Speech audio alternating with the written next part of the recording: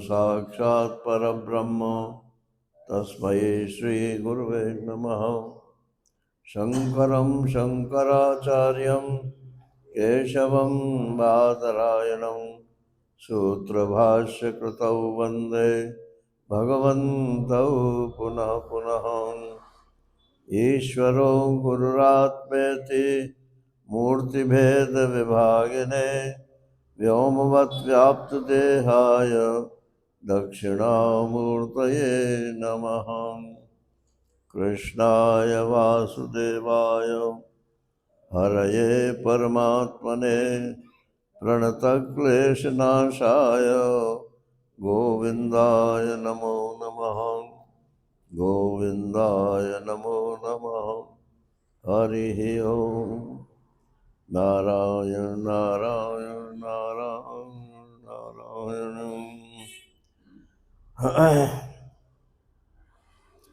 श्री कृष्ण गोविंद हरे मुरारे, हे नाथ नारायण वासुदेव।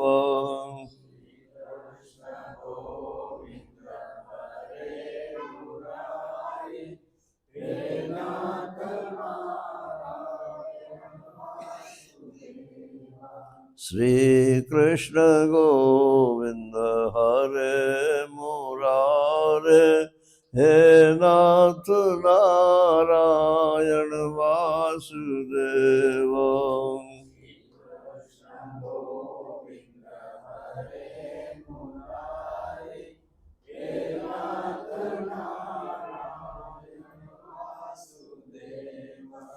हे नाथ नारायण वासुदेव, हे नाथ नारायण वासुदेव।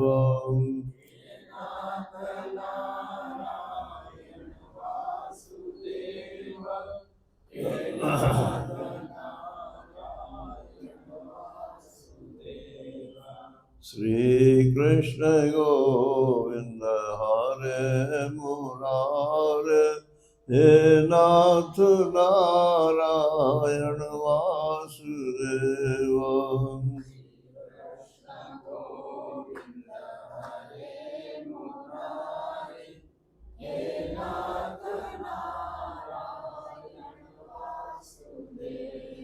बोलिए वृंदावन बिहारी लाल की जय।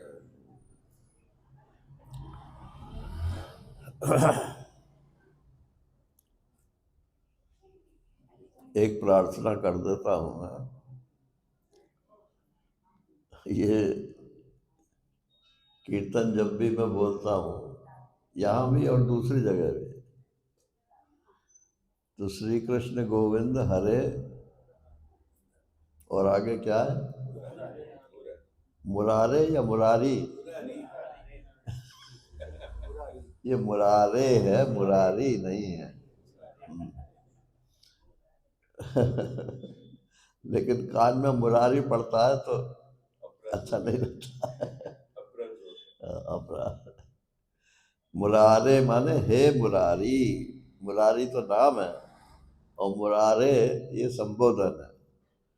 वैसे भगवान के यहाँ चाहे आप मुरारी बोलो चाहे मुरारे बोलो, कोई फर्क नहीं पड़ता, क्योंकि वो समझते हैं कि मेरा ही नाम ले रहा है। लेकिन फिर भी शुद्ध निकले तो अच्छा है। जैसे हरे राम राम राम हरे हरे, तो हरि हरे का मतलब, अब आप वहाँ हरि बोलोगे तो गलत है। हे हरि, इसके लिए हरे संबोधन है। हरे राम हे हरि, हरे राम, और राम ये भी संबोधन है, हे राम। तो जैसे कोई मुसीबत में होता है और वो किसी को बचाने वाले को पुकारता है, ऐसे ये कीर्तन है। हे राम हे कृष्ण, हे राम हे कृष्ण, हे हरि। कोई तुम पे मुसीबत आई है क्या? बोले हाँ एक मुसीबत है। क्या मुसीबत है भाई? कि हम इस संसार में फंस गए, इससे निकाल दो। बोले ठीक है निकाल दो। और कहोगे कि नहीं हमें पैसा चाहिए, हमें परिवार चाहिए, ये चाहिए वो चाहिए, तो भगवान कहते हैं मैं ये भी दे देता हूँ। तो वो प्रसन्न होते हैं जब कोई मांग लेता है ना संसार की वस्तु, बोले चलो बला टली। जो जो मांग लिया सो दे दिया। और जो मुझको ही मांगता है उसका तो फिर उन्हें सोचना पड़ता है ना, किसी महात्मा के पास भेजें या सीधा वैकुंठ बुला लें, क्या करें। नारायण। तो ये उद्धव जी का और भगवान श्री कृष्ण का संवाद चल रहा है। उद्धव जी अब पूछते हैं कि ये जीव जो है गुणों से बंध जाता है, बंधना तो नहीं चाहिए लेकिन बंध जाता है। तो क्यों बंध जाता है? और बंध जाता है तो इससे छूटने का क्या उपाय? और जो छूट चुके हैं उनके क्या लक्षण हैं? ये सब जगह यही है, जैसे स्थित प्रज्ञ में भी यही है, गुणातीत में भी यही है, भक्त में भी यही है। जो पूर्णता को प्राप्त हो गए हैं उनके क्या लक्षण?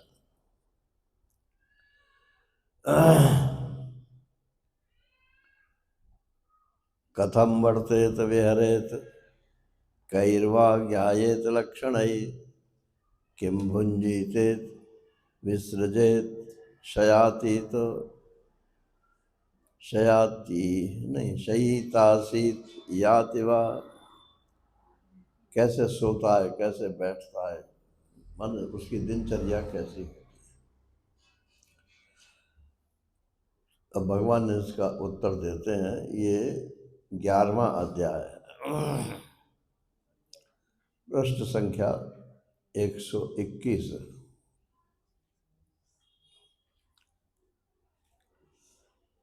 श्री भगवान वाच बद्धो मुक्त इति व्याख्या गुणतो मे न वस्तुतः गुणस्य माया मूलत्वात् न मे मोक्षो न बंधनम।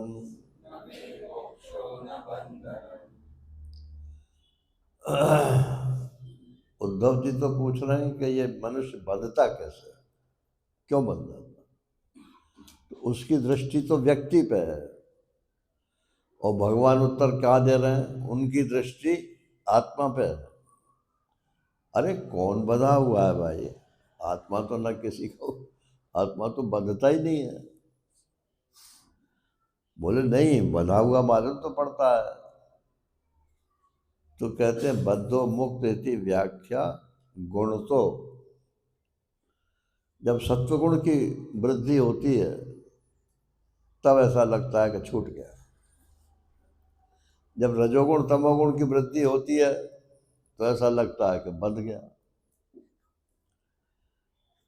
वैसे गीता जी के अनुसार तो सत्वगुण भी बांधता है, रजोगुण भी बांधता है और तमोगुण भी बांधता है।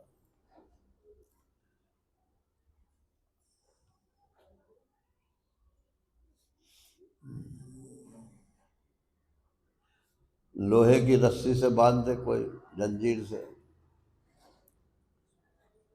और सन को क्या बोलते हैं, जूट, हाँ,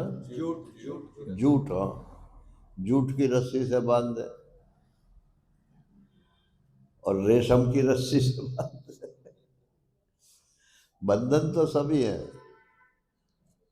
लेकिन सबसे ज्यादा कष्ट किसमें होगा? जो जितना ज्यादा कठोर है तो जो लोहे की रस्सी है, जंजीर, सबसे ज़्यादा कष्ट उसमें हो। उससे कम कष्ट जूट वाले में होगा, उससे कम कष्ट रेशम वाले में होगा। लेकिन बंधने के लिए तो रेशम वाला भी काफी। तो ये सत्वगुण, रजोगुण, तमोगुण, ये तीनों बांधते हैं। सत्वगुण जो है ये रेशम की रस्सी से बांधता है।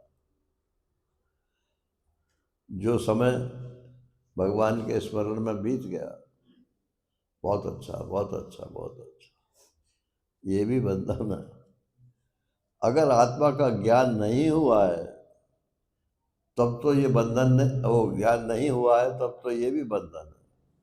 और अगर ज्ञान हो गया है तो ये उसका भूषण है।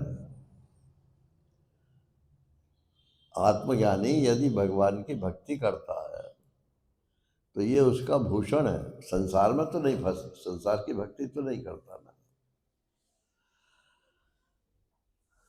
और रजोगुण जो है वो जूठ की रस्सी से बंधता है, और तमोगुण जो है वो लोहे की रस्सी से बंधता है, जंजीर से बंधता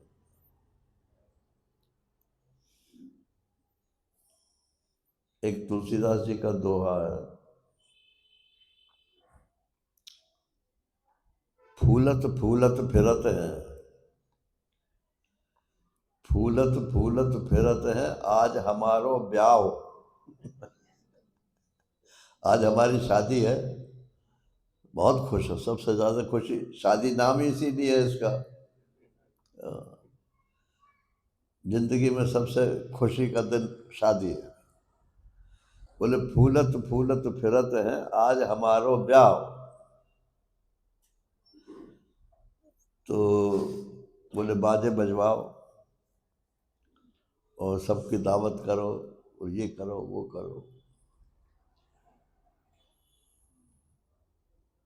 फूलत फूलत फिरत है, आज हमारो ब्याह, तुलसी गाय बजाए के दियो काठ में पाओ। काठ आप नहीं जानते होंगे, पहले जो जमींदार लोग होते थे वो सरकार का मालगुजारी वसूल करते थे। अगर कोई आदमी नहीं देता था तो उसको दंड भी देते थे। तो एक काठ का वो बना हुआ होता था, उसमें उसको बिठाल देते थे, उसके पैर आगे बांध देते थे, यहाँ से उसको बिल्कुल पीछे से सीधा कर देते थे, और इसको बोलते थे तौक, माने भारी हंसली जो है एक लकड़ी की भी होती थी और लोहे की भी होती थी, वो यहाँ पर डाल देते थे, हाथ में बांध देते थे। अब उसको बैठा हुआ है तो उसको बोलते थे काठ। तो बोले ब्याह तो कर रहे हो भाई, लेकिन देख लो तुम्हारे हाथ पैर और गला सब बच जाएगा।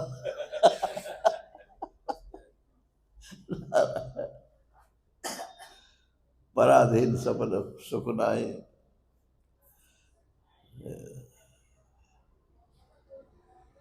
पार्वती की माता जी के शब्द हैं। जब पार्वती शंकर भगवान ब्याह करने के लिए आए और वो भूत प्रेतों की बारात थी, तो जो पार्वती जी की माता जी थे वो रोने लगे कि मेरी बेटी का क्या हाल होगा। तो उन्होंने कहा कि परमात्मा ने ये स्त्री को क्यों बनाया, इसका ब्याह भी जरूरी है, लेकिन ब्याह जो है परवश बना देता। तो स्त्री के लिए तो परवशता जो है वो आवश्यक है। वो किसी न किसी के अगर परवश नहीं रहेगी, स्ववश रहेगी तो बिगड़ जाएगी। चारों तरफ आदमी उसको बिगाड़ने के लिए तैयार रहते हैं, इसलिए एक के होकर के रहे ये अच्छा है। लेकिन पुरुष जो है वो हमेशा के लिए बन जाता है, क्यों जी, मैं सत्संग में जाऊं कि नहीं जाऊं?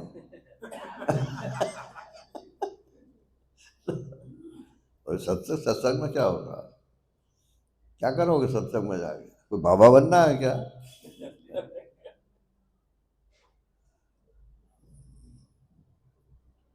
सत्संग में लोग नहीं आते।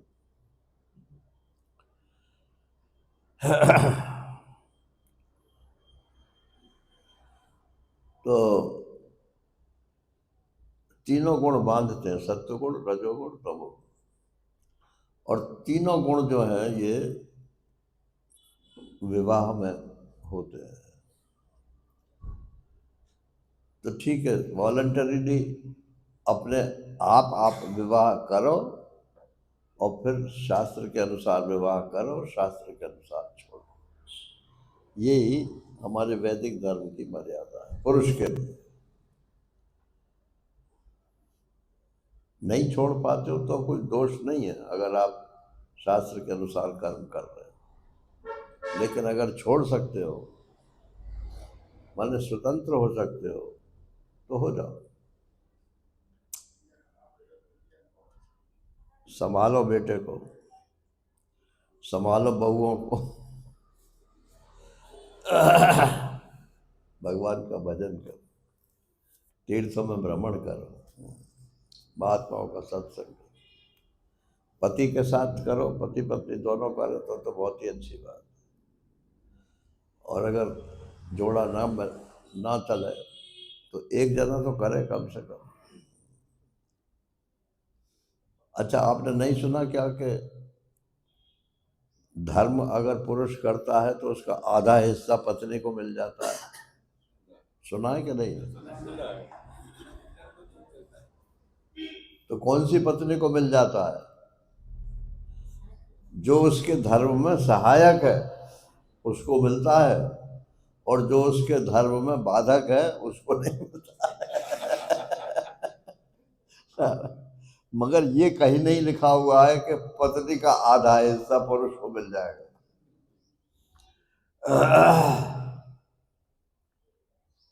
इसलिए दोनों को साथ साथ कार्य करना चाहिए। तो कहते हैं कि कोई जीव बंध गया है कि मुक्त हो गया है, ये सब गुणों को माया है। गुणस्य माया मूलत्वात्, और गुण जो है ये इनका मूल तो माया है। माया माने जादू, मेरा जादू है कुछ नहीं। न में मोक्षो न बंधनम, मुझ आत्मा में तो न मोक्ष है न बंधन। आप भी अपने को आत्मा जान लो तो आप भी मुक्त हो, ये मतलब। शोक मोह सुखम दुखम देहापत्यस्य मायया, स्वप्नो यथात्मनः ख्याति संसृतिर न तो वास्तवी। बोले स्वप्न में आप बंध भी जाते हो तो क्या वास्तव में बंधते हो?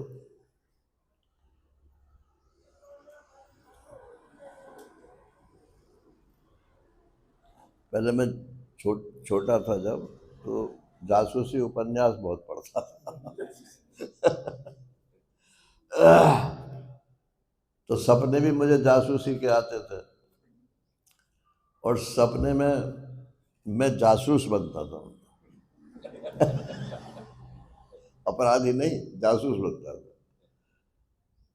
और अपराधी को पकड़ने के लिए जासूस रूप में उनके अड्डे में पहुंचता था। वो सब पढ़ा हुआ था ना, तो इसलिए वही बात सपने में आती थी और वहां मैं घिर जाता था। इतनी व्याकुलता होती थी सपने में। तो कुछ पूर्व जन्म के संस्कार रहे होंगे, तो वो उन्होंने एक घर में बंद कर दिया मेरे बदमाशों ने। तो वो पूर्व संस्कार से क्या हुआ कि उनके आंगन में बैठ के मैंने सिद्धासन लगाया, और सिद्धासन लगा करके और आसमान में उड़ गया। 3 डायमेंशनल मुक्ति हो गई।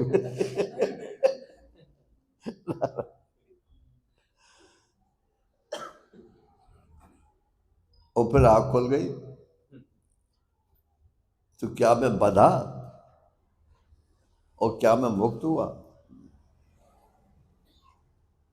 अगर बंधन मालूम पड़ता है तो मुक्ति के साधन भी बताए भगवान ने, उनमें से साधन कर लो।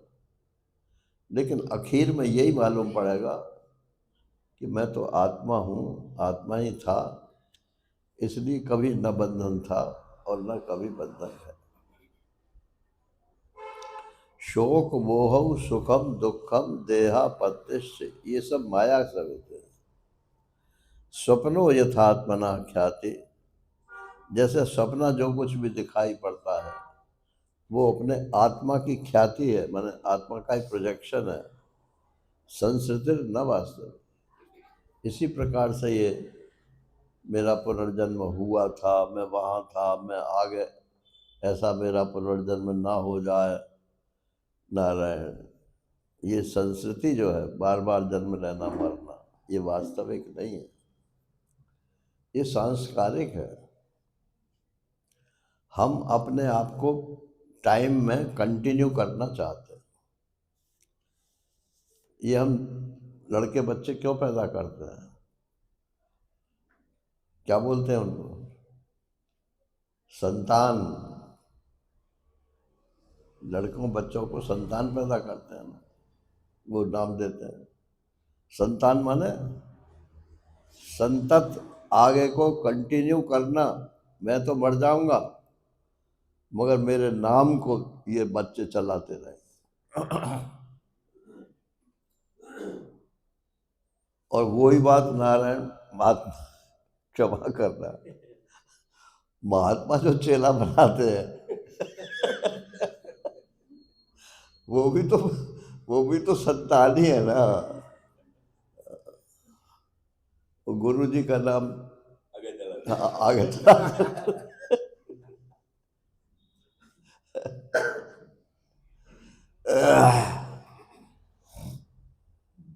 इसीलिए अवधूत लोग जो है, जो मतलब अपने स्वरूप को जान जाते हैं, वो चेला वेला नहीं बनाते। वो मैंने बताया था ना, उड़िया बाबा जी का कोई चेला नहीं था,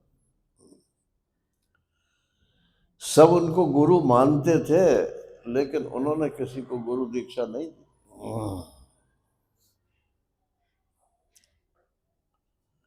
तो स्वप्नो यथात्मना ख्याति संस्कृति न तो वास्तव, ये सपना है, जब तक चलता है चलने दो।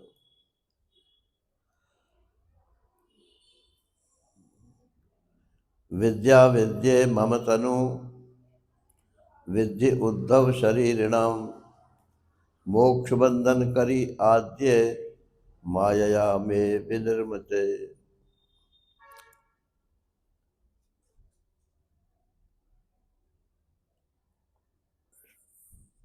दो चीजें हैं, एक विद्या है और एक अविद्या है।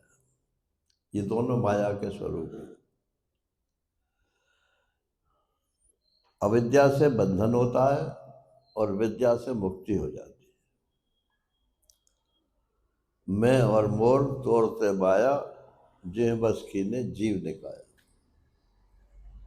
बंधनकारी माया क्या है? अविद्या। और छुड़ाने वाली माया क्या है? विद्या। विद्या माने शास्त्र विद्या, गुरु विद्या। गुरु जो शिष्य को विद्या प्रदान करता है, उसको गुरु बनाने के लिए विद्या प्रदान करता है। जब तक चेला जो है अपने को उसी जगह नहीं अनुभव करता जिस जगह उसके गुरु हैं, तब तक उसका अभिज्ञान अधूरा है। पूजा करनी है तो गुरु पूर्णिमा पे पूजा कर लो, वो अलग बात है। वो तो जब तक शरीर की पूजा होती है,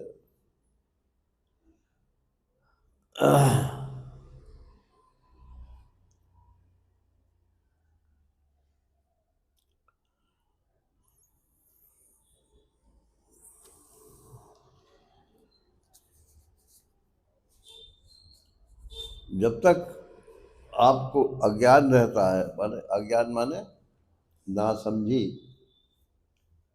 ये नासमझी जरा हल्का शब्द है, शास्त्र में नासमझी नहीं है। अपने महाराज श्री बहुत इसको इस्तेमाल करते। नासमझी तो व्यवहार में तो नासमझी है, लेकिन आत्मा के बारे में नासमझी नहीं है। मान लो जितने विद्वान हैं शास्त्र के, सब मुक्त हो गए क्या? समझदारी से मुक्त नहीं होता है। समझदारी से मुक्ति का साधन प्रशस्त होता है। शास्त्र कहता है तुम आत्मा हो, तुम ब्रह्म हो, और मैं भी कहता हूं कि मैं ब्रह्म हूं, मैं शास्त्र आत्मा हूं, लेकिन हृदय दशा नहीं आवे। विनय पत्रिका में कहते हैं तुलसीदास, समझाऊं और समझावाऊं, लेकिन हृदय दशा नहीं आवे।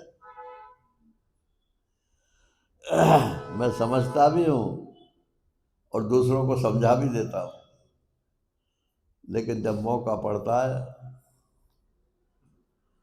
तो वहीं की वहीं रहती है।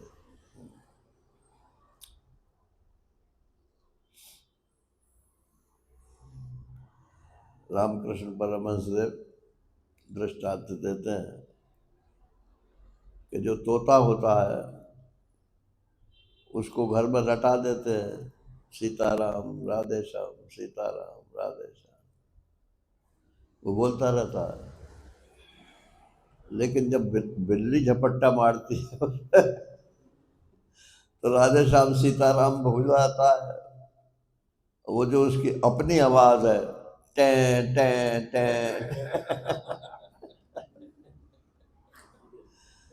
तो ऐसे ही ये ब्रह्म ज्ञान की चर्चा जो है,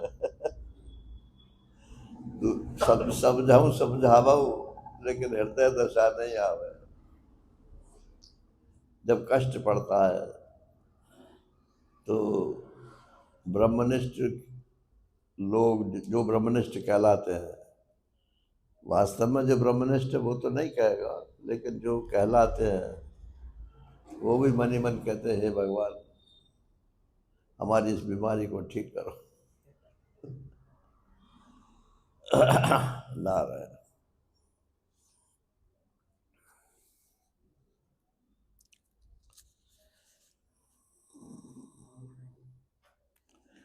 कहते हैं जीव जो है ये मेरा स्वरूप है। भगवान कह रहे हैं कि जीव मेरा है तो ये स्वरूप, माने वास्तव में जीवात्मा ब्रह्म है, आत्मा शुद्ध आत्मा है।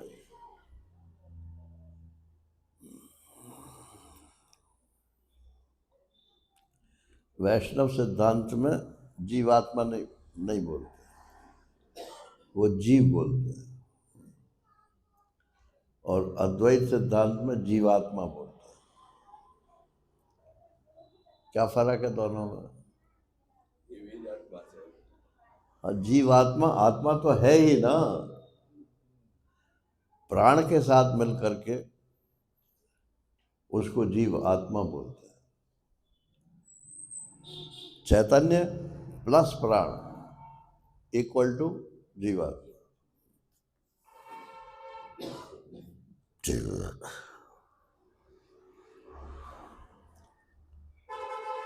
तो जीव जो है ये मेरा है तो स्वरूप,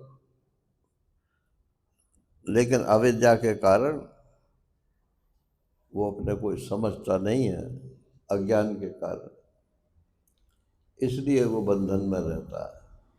जिस दिन समझ में आ जाती है वो बंधन से मुक्त हो जाता है।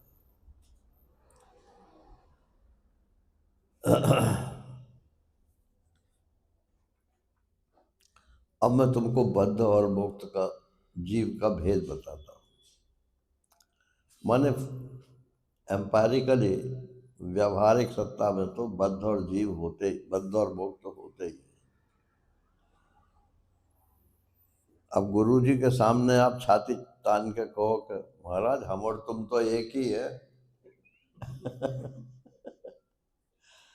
तो वास्तविकता तो ठीक है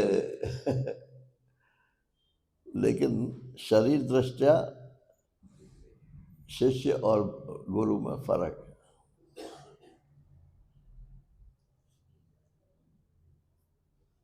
तो बद्ध और मुक्त जो है ये अपने भीतर की आवाज है।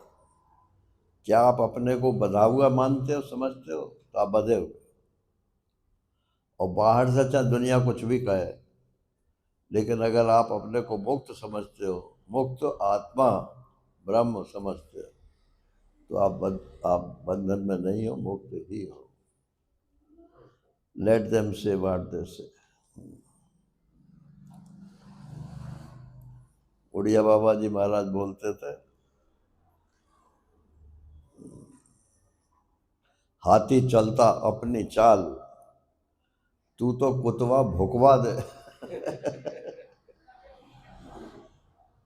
ऐसे झूमता हुआ चलता है ना, तो कुत्ते जो है वो भौंकते हैं उसके ऊपर, तो क्या अपनी चाल छोड़ देता है? हाथी चलता अपनी चाल, तू तो कुत्ता भुकवा दे। अरे जो कहता है कहने दो, तुम क्या समझते हो अपने आप को?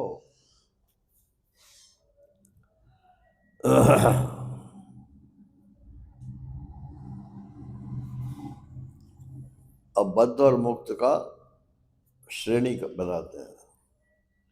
एक शुद्ध आत्मा मुक्त है, एक ज्ञानात्मा मुक्त है, एक अज्ञानात्मा बद्ध है।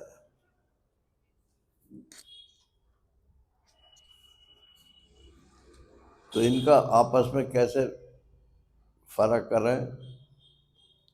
तो वही जो मुंडक उपनिषद का है, द्वा सुपर्णा सयुजा सखाया समानम वृक्षम परशस्व जाते। क्या है?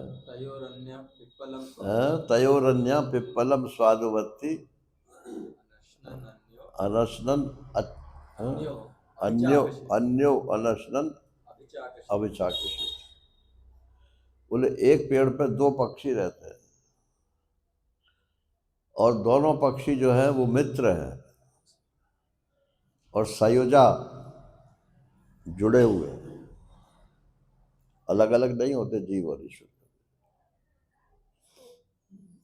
किसी ने पूछा, मेरे से तो नहीं पूछा था, पूछ तो किसी और से रहा था। बोले ईश्वर जो है ये प्रार्थना कैसे सुन लेता है? तो मैंने उसका प्रश्न सुन के उत्तर अपने लिए बनाया। मैंने कहा मेरे शरीर में जीव भी है और मेरे शरीर में ईश्वर भी है। अब बताओ दोनों कहाँ रहते हैं? जीव कहाँ रहता है और ईश्वर कहाँ रहता है? बता सकता है कोई? अरे एक ही जगह है, उसका नाम चाहे हृदय रखो, चाहे भ्रू मध्य रखो, चाहे सहस्रार रखो, कुछ भी रखो, वो तो स्थान ध्यान या भजन करने के लिए है, लेकिन वस्तु दो नहीं है।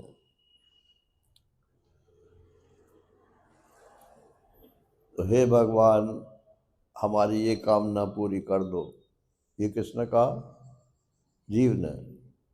और उसी स्थान पे ईश्वर है, तो वो वाइब्रेशंस जो है वो ईश्वर में भी, वो जैसे कुएं की आवाज होती है, कुआं में मुंह रख के बोलो ना तो उसकी इको लौट करके आती है। और ऋषिकेश की बात सुनाते थे महाराज से।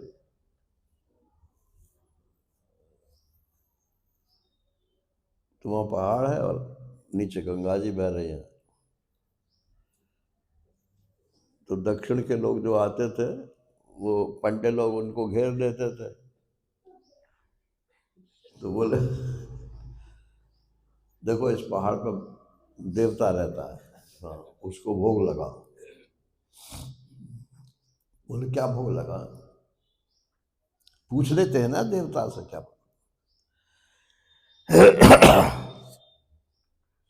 तो वो पंडा जो है वो जोर से बोलता, लड्डू लोगे कि पेड़ा? और इको जो है उसका नियम ये है कि जो सबसे पीछे बोलोगे वही लौट के पहले आता है। लड्डू लोगे कि पेड़ा? केड़ा अड़ा अड़ा अड़ा। अरे पेड़ा मांग रहा। पेड़ा रखवा दिया। फिर दू, दूसरे से कहा, पेड़ा लोगे कि लड्डू? डू डू डू डू ला रहा है। तो ये तो कुएं की आवाज है, ला रहा है। गांव में कुएं की आवाज बोलते हैं, और वैसा इको है, लौट के वही आता है। तो ये जीव और ईश्वर एक ही जगह रहते हैं। जो जीव बोलता है उसी की ईगो ईश्वर में होती है, इसलिए वो पूरी हो जाती है।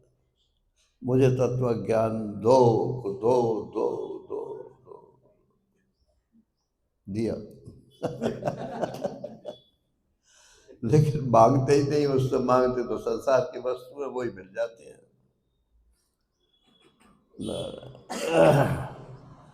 तो द्वा सुपर्णा सयुजा सखाया, ये दोनों सखा हैं, जन्म से ही साथ साथ ही रहते हैं, और सयुजाएं जुड़े हुए हैं। समानम वृक्षम, एक ही पेड़ पर, माने एक ही शरीर पर रहते हैं। और परिशस्व जाते, एक दूसरे को गले में बाएं डाल करके माने बड़े प्रेम से रहते। ईश्वर तो किसी को अपने से भिन्न मानता नहीं है। अब एक ने अगर आलिंगन कर लिया तो दूसरा तो उसमें फंस ही गया ना। तो ईश्वर जो है वो जीव का आलिंगन करके रहता है। दोनों में फर्क क्या है कि एक तो पेड़ के जो फल है वो खाता है, तयोरन्या पिप्पलम स्वादुवती, चटखारे लेकर के खाता है। तो अपना कर्म भोग जो है, ये जीव अपना कर्म भोग भोगता है, और उसके अनुसार फिर नए नए कर्म करता है, फिर उनको भोगता है प्रारब्ध के अनुसार। पहले किए हुए कर्मों का भोग तो भोगता ही है, और नए कर्म किए बिना रहता नहीं, क्योंकि वासना भरी हुई है। तो वो करता भी है और वो भोगता भी है। तो दोनों पक्षियों में जो जीव पक्षी है वो तो उस पेड़ के फल को, माने सुख दुख जो पेड़ इसमें आते हैं उनको खाता है, स्वीकार करता है। मैं सुखी मैं दुखी, यही यही यही खाना है। और दूसरा पक्षी जो है वो अन्यो अविचाक्षिति, वो तो सिर्फ देखता रहता है, वो खाता नहीं। अरे भाई अच्छा खा रहा, भोगता का। पुरंजनोपाख्यान भागवत में आता है, चौथे स्कंद में। तो पुरंजन का जो सखा है वो मना करता है कि मत जा। वो कहता है नहीं, मैं बोर हो रहा हूँ, मैं जरा घूम आऊँ। कि घूमने तो चला जा, मगर फंसियो मत कहीं, लौट के आ जाइए। मगर जैसा कथा में आपको मालूम ही है, वो पुरंजनी कोई मिल गई उसे, उसी के साथ फंस गया, और उसी के ध्यान करते करते मरा। तो अगले जन्म में वो स्त्री बन गया, और वो जो पुरंजनी थी वो पुरुष बन गई। तो महाराज श्री जब कथा सुनाते थे तो वो कहते थे कि देखो ये जो जितनी महिलाएं बैठी है ना, ये पहले जन्म में सब पुरुष थी। पुरुष का ध्यान करते करते मरी, तो ये नहीं, सॉरी, पुरुष थे, और स्त्री का ध्यान करते करते मरे तो स्त्री हो गई। और ये जो स्त्रियां बैठी, पुरुष बैठे हैं, ये पहले स्त्रियां थी, और ये पुरुष का ध्यान करते करते मरी तो पुरुष हो गए।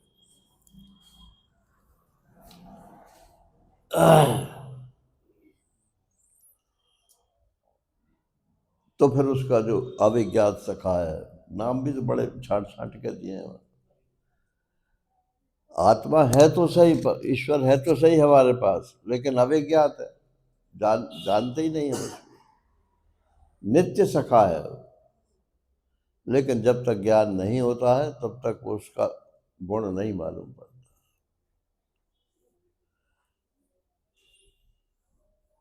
तो ईश्वर नित्य मुक्त है, ज्ञानी मुक्त है और अज्ञानी बद्ध है। सिर्फ ज्ञान का अंतर। ईश्वर नित्य मुक्त क्यों है? क्योंकि उसका ज्ञान नित्य है। और ज्ञानी नित्य मुक्त क्यों है?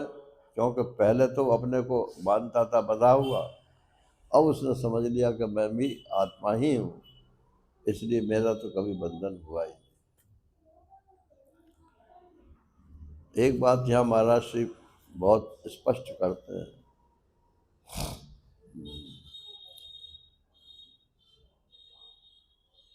मेरा कभी बंधन नहीं हुआ। तो अब बंधन के काम क्यों कर रहे हो भाई?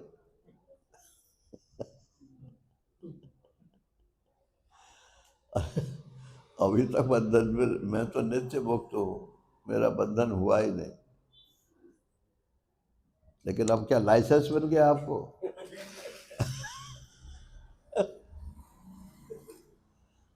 बंध जाओगे गलत काम करोगे तो। इसलिए शास्त्र जो है वो महात्मा का भी नियामक है और अज्ञानी का भी नियामक।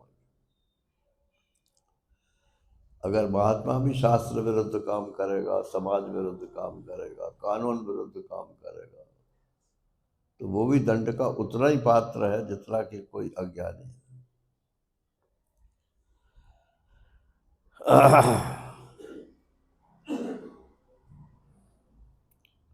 देहस्थोऽपि न देहस्थो विद्वान् स्वप्नाद् यथोत्थितः अदेहस्थोऽपि देहस्थ कुमति स्वप्न दृग यथा। जो मुक्त जीव है वो शरीर में रहता तो है, देहस्थोऽपि न देहस्थो, लेकिन वो मानता नहीं है कि मैं देह में स्थित, क्योंकि उसने अपने को ब्रह्म जान लिया है। तो ब्रह्म तो सर्वव्यापक है, एक देह में कैसे समा सकता? तो देहस्थो भी न देहस्थो विद्वान स्वप्न। बोले पहले तो तुम अज्ञानी थे ना? कि नहीं, अज्ञानी नहीं था, अज्ञान का सपना था। और अब क्या है कि वो सपना टूट गया, अब जागृत।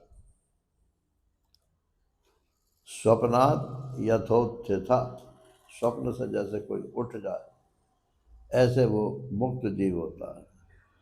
और अदेहस्थो भी देहस्थ, अज्ञानी का आत्मा तो वो भी तो मुक्त ही है, लेकिन चूंकि वो जानता नहीं है इसलिए वो कहता है मैं तो शरीर में ही हूँ, मैं शरीर ही हूँ, शरीर मेरा है, मैं शरीर हूँ। कुमति, उसकी बुद्धि खराब है। स्वप्न दृग यथा, जैसे स्वप्न में कोई अपने को बंधन महसूस करता है, तो जब तक जागता नहीं तब तक बंधन उसे महसूस होता है।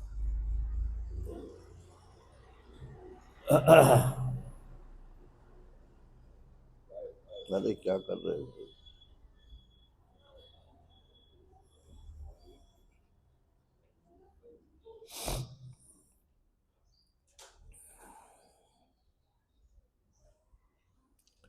दैवाधीने शरीरेऽस्मिन् गुणभाव्येन कर्मणा वर्तमानो अबुधस्तत्र कर्तास्मीति निबध्यते।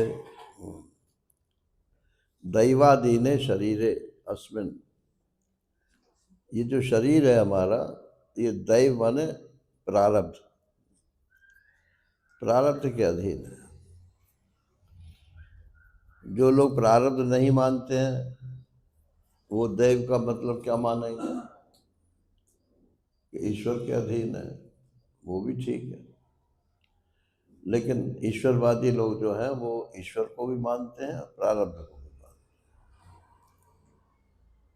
हैं। दैवाधीने शरीरे अस्मिन् गुण भाव्यन कर्मणा,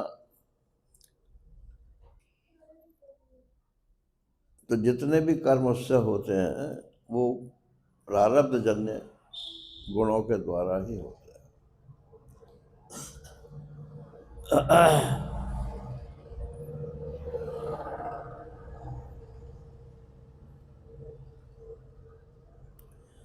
अज्ञानी पुरुष झूठ मूठ अपने को उन ग्रहण और त्याग आदि कर्मों का कर्ता मानता है और इसी अभिमान के कारण वो बंध जाता है।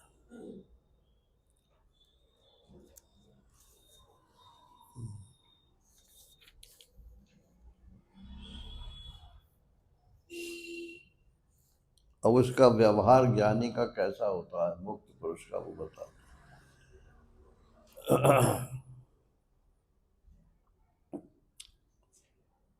ये श्लोक जो है ना 15, 16, 17, ये उड़िया बाबा जी महाराज को बहुत पसंद थे। और महाराज से कहते हैं कि हमसे ये कहा था कि इनको रट लो, जीवन इसी के अनुसार चलता है।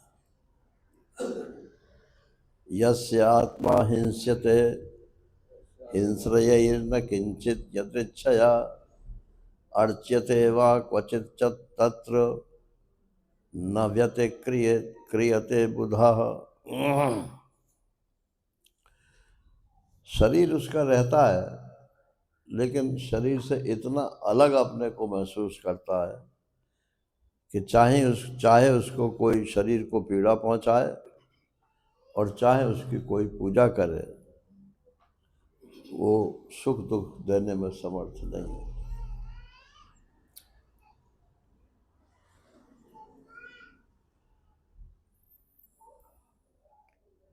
न स्तुवीत न निंदेत कुर्वतः साध्व साधुवा वदतो गुण दोषाभ्याम वर्जिता समदृक् मुनि। जिसकी समदृष्टि हो गई है और जो मुनि है,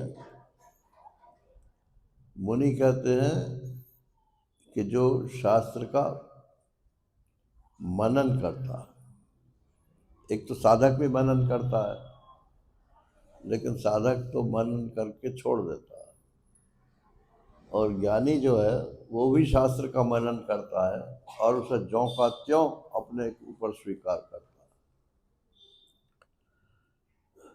अज्ञानी तो कहेगा ये मेरे लिए नहीं है। न स्तुवित न निंदित, वो किसी की स्तुति भी ना करे और किसी की निंदा भी ना करे। कुर्वतः साधु असाधु वा, जो अच्छे काम करते हैं उसकी स्तुति करे, बोले ना। जो बुरे काम करते हैं उनकी निंदा करे कि ना। वदतो गुण दोषाभ्याम वर्जिता समदृक् मुनि।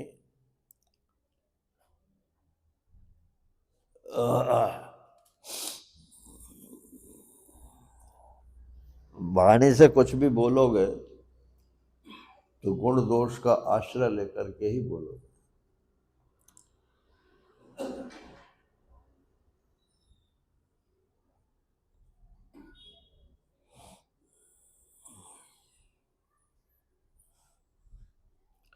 गुण ये उभय न देखिए, देखिए सो अविवेक। रामचरितमानस का है तो।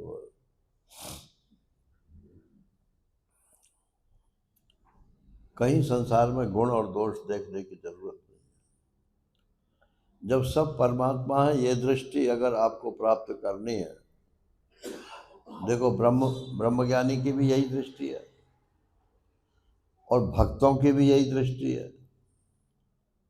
वासुदेव सर्वमिति स महात्मा से दुर्लभ।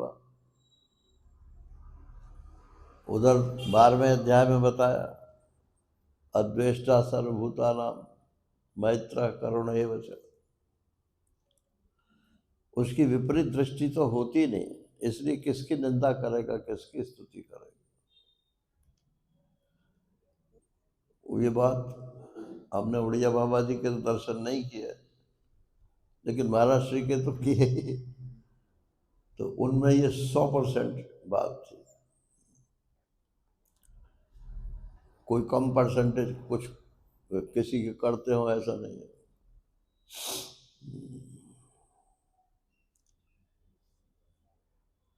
न कुर्यात न वदेत किंचित न ध्यायेत साधु असाधु वा, न तो अच्छा कुछ अच्छा करे, न कुछ अच्छा बोले, और न कुछ अच्छा ध्यान करे। ऐसे ही ना कुछ बुरा करे, ना कुछ बुरा बोले, और ना कुछ बुरा ध्यान करे। अच्छे बुरे की गांठ ही उसकी खुल गई। आत्मा रामो अनया वृत्या विचरे जड़वन मुनि। वो तो आत्मा राम हो गया है, और जैसे जड़ हो, मैं तो कछु जानू ही ना हूं। लोग यही कहें ये मूर्ख है। बहुत अच्छा। मूर्खवत आचरित, विवेक चूड़ामणि में कहते हैं कि तत्वज्ञानी को जो है मूर्ख के समान, हर समय अपना ज्ञान न बघारे। जब कोई उसका शिष्य हो या कोई जिज्ञासु हो तो अपने को प्रकट करे, नहीं तो अपने को प्रकट न करे। एक किस्सा सुनाया है महाराज श्री ने कि लाहौर में सत्संग हो रहा था, तो ब्रह्म सूत्र पढ़ा रहे थे वो महात्मा जो थे। अब उसमें एक पंक्ति ऐसी आई कि उसका अर्थ वो नहीं कर पाए। बार बार उस पंक्ति को पढ़ें और अर्थ करें, मगर वो गलत हो जाए। बोले अच्छा कल बताएंगे। फिर कल भी वही स्थिति रही। तो वहाँ एक बेवकूफ़ सा आदमी बैठा था सत्संग में, और वो काशी का विद्वान रहा था पहले, लेकिन वो अवधूत हो गया। तो वो कुछ बोलता बालता नहीं था, बस सत्संग में जाता था, सुनता था।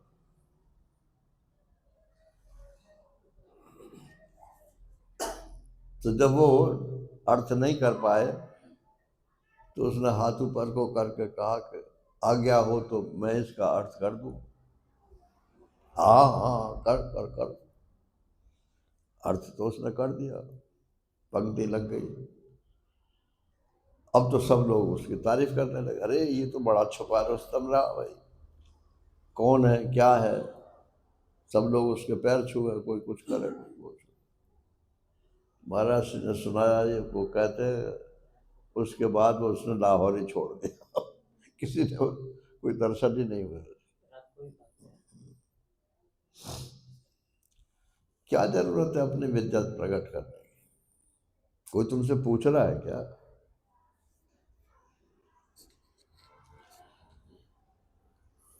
विचरेत जड़वत मुनि, अपने अंदर तो वो शास्त्र का मनन करे, बाहर अपने को प्रकट करे।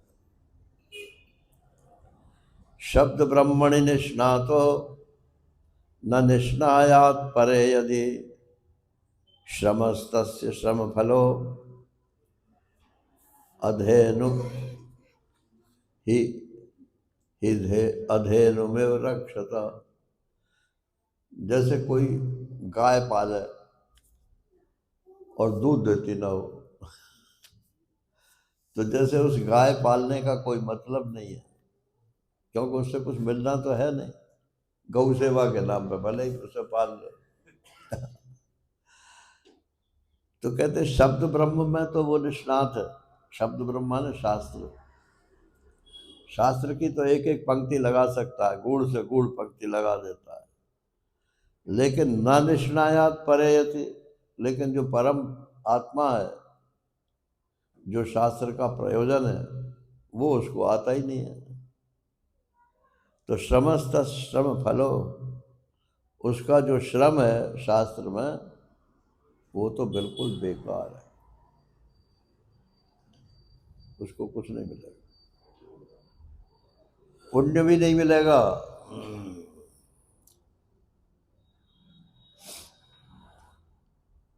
जैसे कि दूध न देने वाली गाय को कोई पालता हो तो दूध तो उसको मिलेगा ही नहीं। और पशु समझ के पाल रहा है तो गाय की सेवा का भी उसको फल नहीं मिलेगा। और गौ माता समझ के पाल पाल रहा है, भले ही दूध न देती हो, तो उसको पुण्य पुण्य मिलेगा।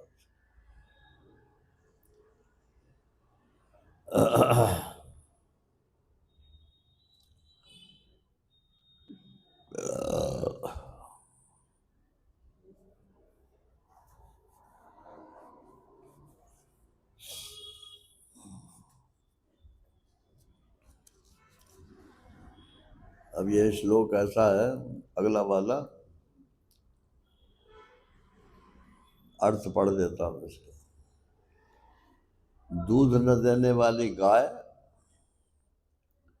और व्यभिचारिणी स्त्री और पराधीन शरीर, मतलब बुढ़े हो गए, बुढ़े तो सभी होंगे, लेकिन इतने बुढ़े हो गए कि अब उठ बैठ भी अपने आप नहीं सकते। पराधीन शरीर, दुष्ट पुत्र, और पैसा होने पर भी, और सामने दान का अधिकारी होने पर भी उस धन को जो नहीं देता, ऐसा धन,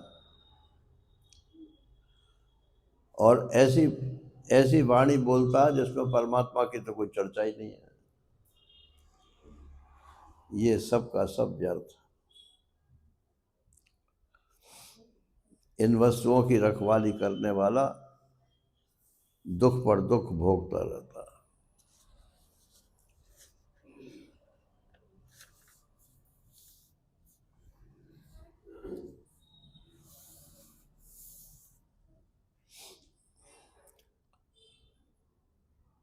अब कहते हैं कि ये जो गूढ़ बातें जो हैं कब समझ में आएंगी। बुद्धि तेज है तो समझ में तो आ जाती है, लेकिन घर नहीं करेंगे। लेकिन अगर भगवान की भक्ति करता है तो समझ में आ जाएगा। भगवान की भक्ति करता है मतलब संसार की भक्ति नहीं करता है। ये संसार, संसार माने इंद्रियों को तृप्त करने वाली जो चीज है, इन्हीं में जो लगा हुआ है, इनका ही जो महत्व है,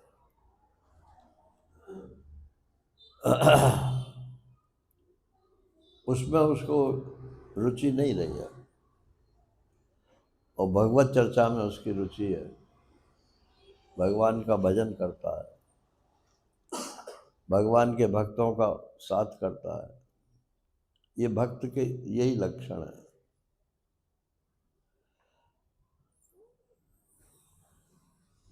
तो उसको ये ज्ञान प्राप्त हो जाता है। माने ज्ञान में भक्ति का विरोध नहीं है। जो लोग समझते हैं ना कि हम तो जी भक्ति वाले हैं, हमें तो ज्ञान चाहिए नहीं। ठीक है, भक्ति करो, हमें तो इससे कोई मतलब नहीं है। और जो भक्ति नहीं करते हैं उनको ना भक्ति मिलेगी ना ज्ञान मिलेगा। अगर वो ज्ञान सुनेंगे भी तो भी वो जमेगा नहीं। तो एक दिन शायद मैंने बताया था, भक्ति की शुरुआत ही विभक्ति से होती है। विभक्ति माने अलगाव। मेरा जीवन संसार के लिए है कि मेरा जीवन परमात्मा के लिए। तो महाराज जी कहते हैं जैसे कबड्डी का खेल होता है, तो एक पाला एक तरफ है, एक दूसरा पाला दूसरी तरफ है, और एक पाले वाले दूसरे पाले में कबड्डी कबड्डी करते हुए घुसते हैं, तो वो उसको पकड़ते हैं, और जो पकड़ में आ जाता है वो मारा जाता है, मर गया। जिसके सब प्लेयर्स मर जाते हैं वही हार जाता है।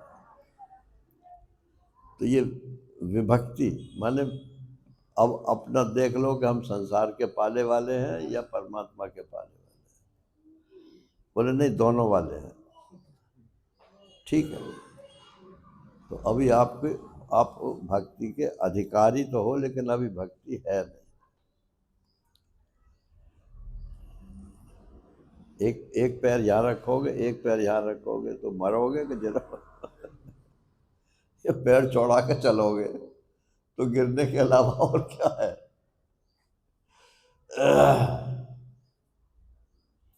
तो बोले नहीं, दोनों पैरों से कभी इधर को चलो, कभी इधर को चलो। जब भक्त मिले तो उनके उनके पास चलो, और जब न मिले, व्यवहार सिर पर सवार हो, तो दूसरी तरफ चलो, व्यवहार करो। व्यवहार दोष नहीं है शास्त्र के अनुसार और महात्माओं के अनुसार। अधिकारी के अनुसार ये सब गुण और दोष की चर्चा होती है। तुम चाहते तो हो मोक्ष और संसार को छोड़ना नहीं चाहते, तो नारायण ना संसार में सफल होगे ना मोक्ष में सफल होगे। तो बोले नहीं, हमें मोक्ष तो चाहिए तो सही, लेकिन अभी हम छोड़ सकते नहीं। मत छोड़ो, आप भगवान की भक्ति करो, उनसे मांगो कि मुझे मोक्ष मिल जाए। ये मैं आपको अपने अनुभव से बात बता रहा हूँ। मैं तो गृहस्थी से निकल के आया हूँ, मुझे तो सब बातों का अनुभव है। तो मैं तो भगवान से यही प्रार्थना करता था कि मुझे मेरे मेरे को तत्व ज्ञान चाहिए, मुझे गुरु जी, कोई गुरु दिलाओ, कोई गुरु दिलाओ। भगवान ने गुरु दिला दिया। हम लोग कहते हैं हे भगवान हमको संसार दिलाओ।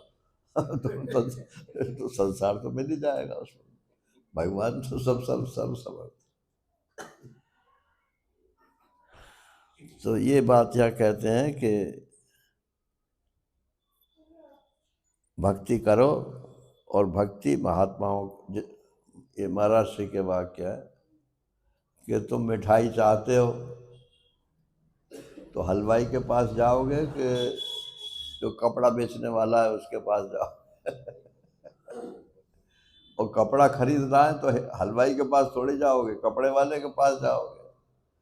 तो आपको चाहिए तो परमात्मा की भक्ति और परमात्मा से मोक्ष। तो जो जिनकी पास वो चीज़ है उनका संग करो तो आपको मिल जाएगी। भक्त का संग करोगे तो भक्ति मिल जाएगी, मुक्त का संग करोगे तो मुक्ति मिल जाएगी। नारायण। तो भक्ति की प्राप्ति सत्संग से होती है। सत्संग लब्ध्या भक्त्या मई माम स उपासिता, स वही में दर्शितम मत सद्भिर अंजसा विन्दते पदम। वो उपदेश करेंगे आपको ज्ञान का, तो वो आपको परम पद की प्राप्ति करा। ये प्रसंग यहाँ पूरा हो जाता है। समय भी पूरा हो गया। हरि ओम। पूर्णमदः पूर्णमिदं पूर्णात् पूर्णमुदच्यते पूर्णस्य पूर्णमादाय पूर्णमेवावशिष्यते। ओम शांति शांति शांति। हरि ओम। श्री गुरुभ्यो नमः। हरि ओम। नारायण।